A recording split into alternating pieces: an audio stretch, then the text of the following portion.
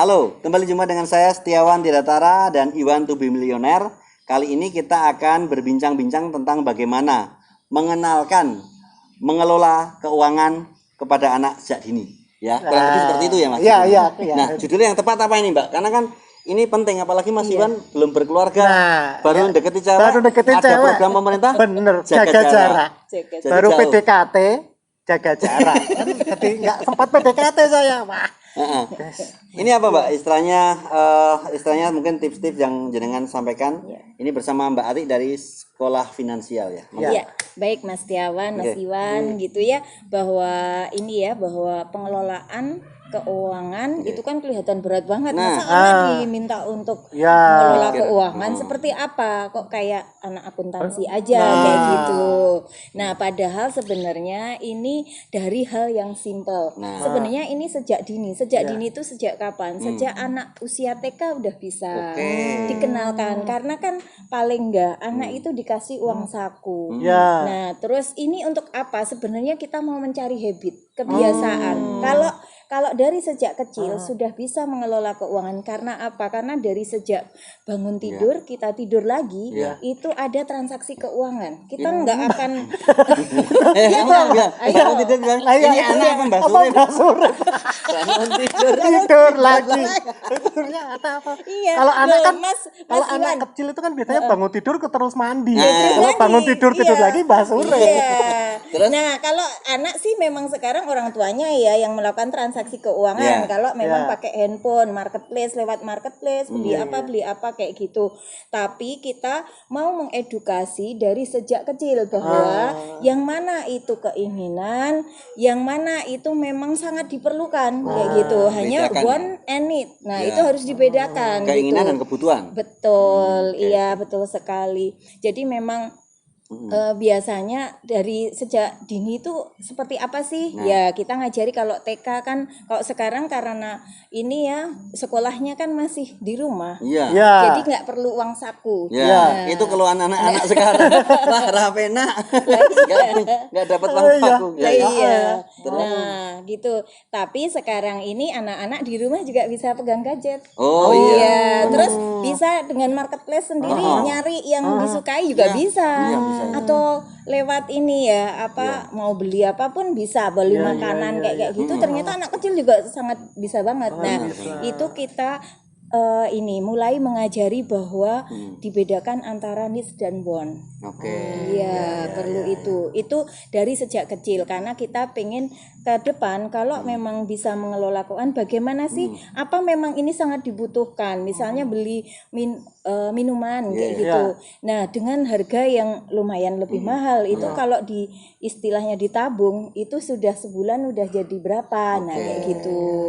Nah, tapi memang kalau ini memang suatu kebutuhan ya memang harus dibeli, ya nggak apa-apa gitu. Tapi kalau bisa dikendalikan, apalagi situasi pandemi sekarang ini ya, banyak orang tua ya dengan penghasilan justru turun gitu. Ada yang memang malah justru naik gitu. Nah, tapi kan kita harus mengajari anak-anak kita itu bagaimana bisa mengelola keuangannya, walaupun kan kadang sama orang tua juga dikasih, walaupun sekarang dompet digital itu nggak bentuk fisik uang, tapi dengan dompet digital. Nah, tapi kita ajarin cara mengendalikan gitu. Kita dengan cara misalnya kita kasih ya jangan banyak-banyak kalau masih anak TK. Terus nanti kalau anak SD gimana, SMP gimana, SMA gimana. Nah, itu ada tahapannya Mas Yawan, Mas Kalau Iwan. anak TK itu berapa? Pantasnya kalau secara nominal, karena ini kalau tergantung daerahnya saya bilang sebesar ini, ternyata di tempat lain misalnya di Papua, di Jayapura nggak layak gitu, karena beda-beda. Yang intinya bisa untuk memenuhi apa yang bisa dibeli anak, tapi hanya yang butuh aja gitu loh. Berarti lebih ke kebutuhan ya. Betul. Jadi orang tua bisa ngira-ngira ini butuhnya gue tuku buku, misalnya beli buku, beli apa gitu ya Mbak? Tidak mesti langsung yang barang istilahnya tersier apa sekunder gitu. Ya, tapi kalau memang kadang orang tuanya yang banyak uang gitu, kasihan anak karena merasa bahwa selalu meninggalkan anak, semuanya dikasih itu juga ada. Tapi nanti itu ke depan anak kan juga akhirnya nggak tahu kalau cari uang ternyata susah. Loh, enggak gampang. Ternyata gampang. Anak-anak TK tuh sekarang bisa nyari uang di dompet bapaknya, di sakunya ibunya. Iya. Nyari uang gampang katanya. Ternyata nyari uang itu gampang sekali gitu. Nah, ini tapi karena ya kita berapapun tetap akan ada keterbatasan namanya penghasilan. Ya memang sekarang ini anak-anak SMA itu kadang atau SMP bahkan udah punya uang sendiri loh, Mas. Gitu. Nah, itu gimana ini cara mengelolanya? Nah, itu yang pertama memang perlu namanya kalau memang sudah punya penghasilan sendiri ya, karena sekarang ada YouTuber anak-anak kayak gitu. Nah, uangnya terus gimana? Nah, itu memang kalau memang untuk yang sudah punya penghasilan itu ya harus menabung. Ditabung dulu. Anak mulai dikenalkan dengan namanya ini ya, tabungan. Gitu. Tabungan. Tapi kalau anak belum punya penghasilan gitu-gitu masih dari 100% dari orang tuanya, itu sambil pelan-pelan kita kasih tahu bahwa ada namanya tabungan. Tabungan sebenarnya kalau kita langsung bilang investasi kan nggak tahu apa itu investasi kayak gitu. Nabung aja kan kalau di sekolah dulu pakai ini pakai kartu tabungan, buku tabungan kecil itu. Nah, itu sebenarnya bagus itu dari kecil kan mau mengajari anak bahwa menabung itu baik kayak gitu. Jadi kalau dari kecil itu dikenalkan dengan tabungan. Betul. Lain lagi tetangga saya tuh punya usaha catering, anaknya dikenalkan dengan tabung gas. Iya. Tapi anaknya nggak jeblok loh.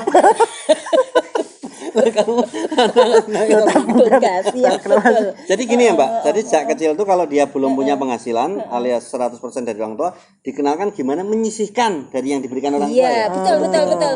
Nah, kadang kalau dikasih uang saku, ya sekarang kalau ini dengan dompet digital aja itu juga nggak apa-apa. Ya kalau memang misalnya itu untuk sebulan atau seminggu kayak gitu atau harian itu silahkan saja, yang penting harus ada disisihkan paling enggak 10%. Itu untuk belajar aja. Disisihkan 10% lah. Minimal kayak gitu. Bulan paling enggak ada gitu. Iya, gitu. Jadi nanti kan itu kadang anak kalau enggak dikasih tahu seperti itu ternyata sampai gede, itu ternyata setelah kerja dihabiskan gaji. Taunya hari ini untuk hari ini. Iya. Malah terus akhirnya ada yang sampai ini pinjaman online itu loh, terjerat pinjaman online padahal gajinya juga lumayan besar. Tapi kenapa terjerat pinjaman online? Karena ini habit, karakter. Jadi karakter itu tumbuh dari kecil. Nggak mungkin kan besok kalau gede udah tahu sendiri pasti. Nah, itu kan nggak bisa seperti itu. Dibentuk dari kecil itu ya. Iya, gitu. Makanya pendidikan tentang keuangan kayak gitu, tentang bagaimana cara mengelola keuangan gitu, itu sangat penting sekali. Atau biasanya disebut literasi keuangan. Literasi gitu. Keuangan. Iya.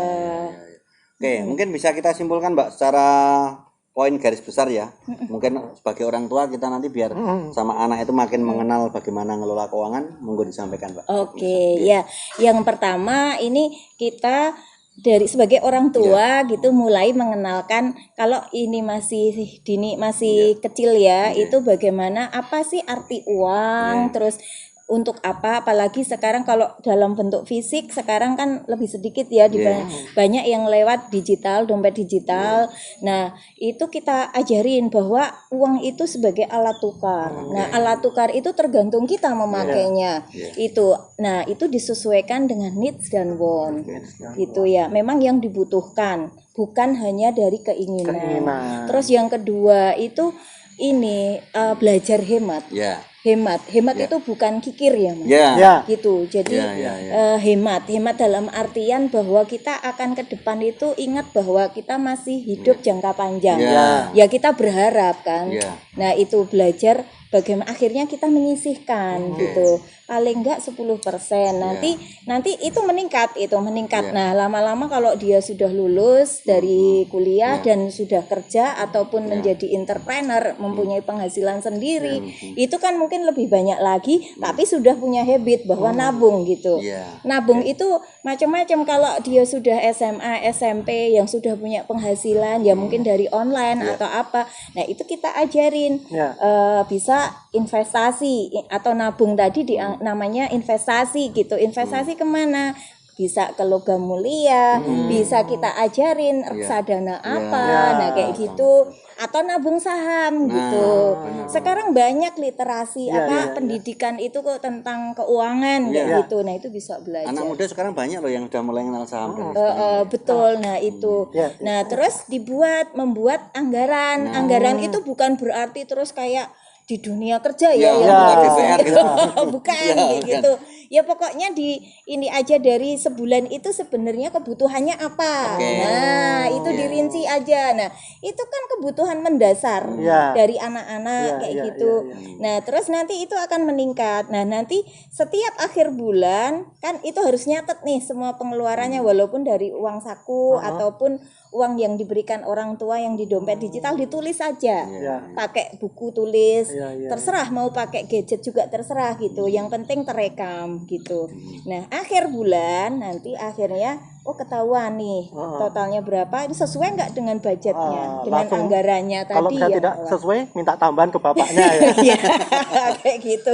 Oh boleh gitu. Tapi kan kalau memang mampu orang tuanya. Kalau itu kebutuhan sih nggak apa-apa. Tapi kalau keinginan bahaya. bahaya. Nah itu untuk mengendalikan. Kita harus mengendalikan karena pengennya kan nanti ke depan itu bagaimana bisa financial freedom. Gitu. Matur nuwun sangat Mbak Ati yang sudah berbagi pengalaman dan demikian tadi perbincangan kita seputar bagaimana mengenalkan pengelolaan keuangan kepada anak sejak dini. Kita jumpa lagi dengan Sekolah Finansial di lain kesempatan. Sampai jumpa.